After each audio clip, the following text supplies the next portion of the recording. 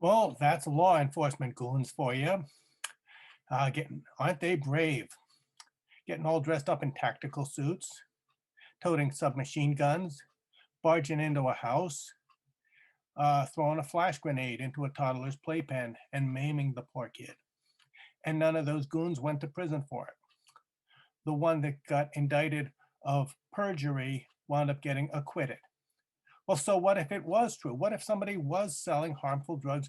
The government never had any right to intimidate the human race into living a healthy, drug free lifestyle in the first place. Always remember to keep the truth in your mind. Don't back off from a proven truth just because the ignorant masses are not yet ready, willing to accept that the government never had any right to impose drug control laws in the first place. Don't wait until they're good and ready to shut off their stupid switch and their crazy switch. It's already settled. The government has no right to restrict drugs in the first place. Uh, I mean, without cops, who are you going to call? Who are you going to call when you need a flash grenade thrown into your playpen? Yeah. And they tell me, well, it's not fair to stereotype all the cops across the country because of a few bad apples.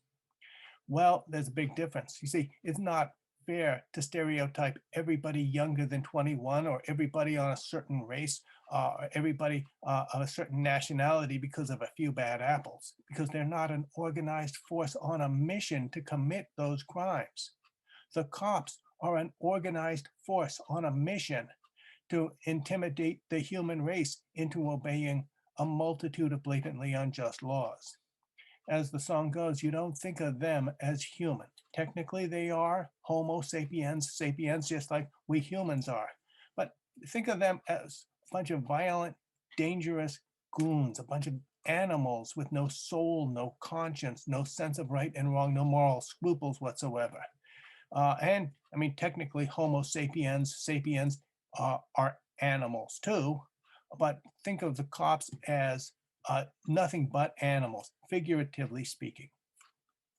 They chose to enlist in and remain enlisted in the police forces of a hostile domestic government. They are the enemy every bit as much as the armed forces of a hostile foreign government. And let me add something to that. Don't drink and drive. Don't drive stoned. Don't drive too fast. Don't text and drive because you could wind up maiming a toddler and it'll be just as bad as cops.